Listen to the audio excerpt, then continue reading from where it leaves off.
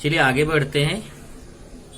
अभी देखिए इसके पहले आपने क्या पढ़ा था, इसके पहले पढ़ा था कि थोड़ा याद करें, जिसमें कि अगर आप अंश कोई अगर परिमेय संख्या उसमें अंश में हर का भाग दो तो उसका दशमलव रूप प्राप्त होता है। वो दशमलव रूप या तो खंडित रूप रहेगा, खंडित रूप का मतलब हुआ कि भाग देने पे ये कट जाता है, पूरी तरह से कट जाता है। या कभी कभी ऐसा होता है कि आप भाग देते जाओ, देखिए dot dot dot dot dot dot, मतलब वो कटता ही नहीं, वो भाग जाता ही जाता रहेगा।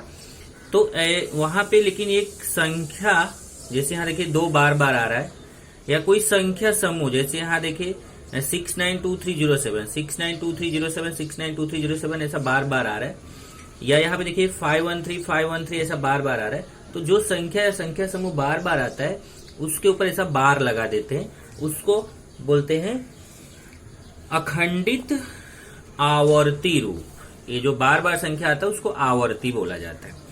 तो अगर मान लीजिए देखिए ऐसी कोई बटे वाली संख्या, कोई परिमेय संख्या है, उसको अगर हमें आवर्ती संख्या में बदलना है तो ये तो हम क्या करते हैं, अंश में हर का भाग दे देंगे तो ये आसानी से बदल जाएगा।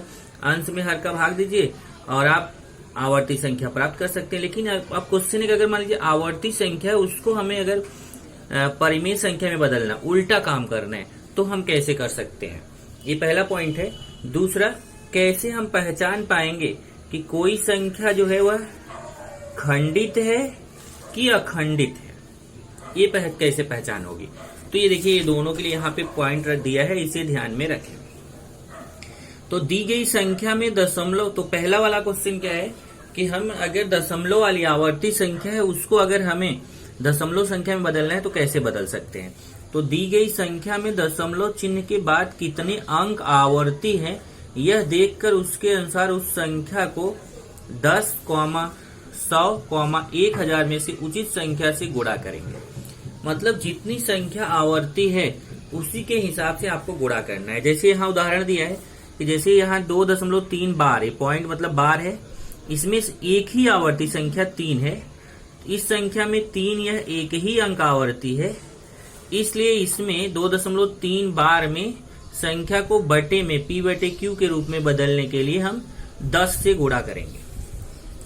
लेकिन अगर देखिए जैसे 1.24 बार है, इसमें ये 2 अंकों के ऊपर बार लगा हुआ है, इस संख्या में 2, 4 यह 2 अंक आवर्ती है, इसलिए 1.24 बार को 100 से गुणा करना पड़ेगा।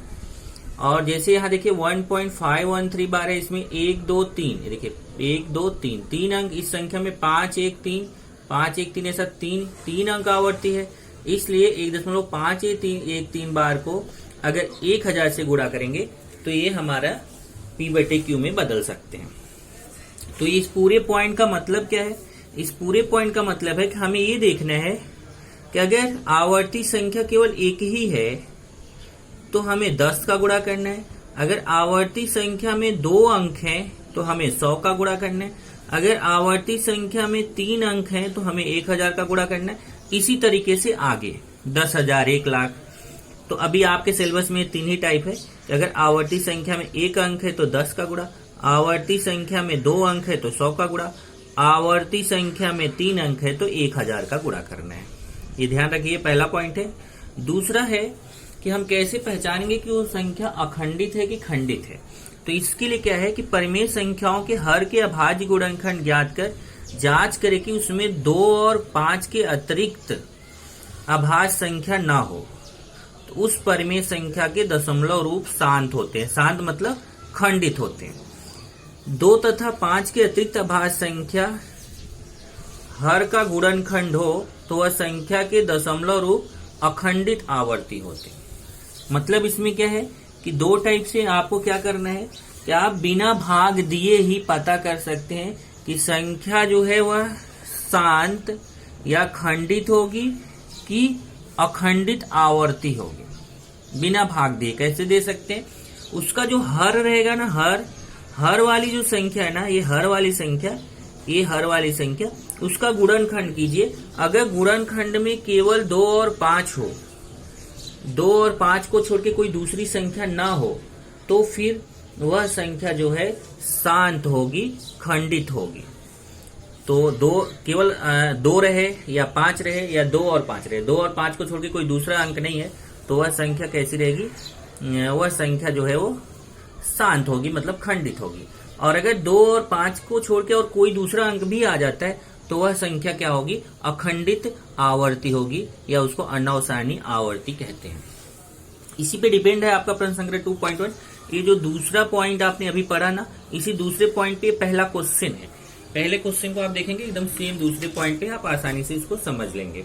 जैसे देखिए यहाँ पे ये आपका प्रश्न संग्रह 2.1 का पहला क्वेश्चन देखिए क्या है, निम्नलिखित में से कौन सी संख्याओं के दशमलव रूप खंडित और कौन सी संख्याओं के दशमलव रूप अखंडित है, ये अपने को पता करना है। निम्नलिखित में से कौन सी संख्याओं के दशमलव रूप खंडित और कौन सी संख्याओं के दशमलव रूप अखंड और तथा आवर्ती हैं, लिखो। अब यहाँ पे देखिए जैसे ये 1 2 3 4 5 ये 5 क्वेश्चन है और हमें पता करना है कि इसमें बिना भाग दिए, भाग देंगे तो पता चल जाएगा, लेकिन बिना भाग दिए हमें अगर पता करना है कि कौन सी संख्याओं के खंडित आएंगे कौन से अखंडित आएंगे। तो देखिए कितना आसान है, 13/5 में ये 5 का गुणनखंड करेंगे तो 5 का गुणनखंड तो केवल 5 ही होगा। इस संख्या के हर में 5 है, संख्या 5 है, अतः इसका दशमलव रूप खंडित होगा। अभी क्या बताया गया था कि अगर हर में 2 रहे या 5 रहे तो वह संख्या जो है खंडित होगी। फिर से सुनिए, अगर जो हर वाली संख्या उसका गुणनखंड करने पर अगर वह संख्या 2 हो या 5 हो या 2 और 5 में से कोई दोनों रहे तो वह संख्या खंडित होगी। अगर 2 और 5 को छोड़ के, इधर देखिए 2 तथा 5 ये 2 ही संख्या होनी चाहिए, अगर 2 तथा 5 को छोड़ के कोई दूसरी संख्या रहेगी तो वह संख्या अखंडित आवर्ती होगी। यहाँ देखिए इस संख्या में नीचे 5 है इसलिए यह संख्या क्या होगी, खंडित होगी। तो उत्तर में क्या लिख दिया, उत्तर में लिख दिया संख्या 13/5 का दशमलव रूप खंडित होगा। ऐसे दूसरा है 2/11। अब 2/11 में देखिए नीचे 11 है, 11 का गुणनखंड तो होगा नहीं, लेकिन यह संख्या न तो 2 है न 5 है। इस संख्या 1/11, जब 1/11 लिखा यहाँ पे कि हर 11 का अभाज्य गुणनखंड 2 तथा 5 नहीं है, यहाँ पे लिखिए 2/11। ये जो संख्या 2/11 है इसका जो हर है, हर में 2 और 5 नहीं है। देखिए अभाज्य गुणनखंड 2 तथा 5 नहीं है, बल्कि यहाँ क्या है 11 है, इसलिए यह संख्या इसका दशमलव रूप अगर आप भाग दे के चेक करोगे तो कैसा आएगा, अखंड आवर्ती आएगा।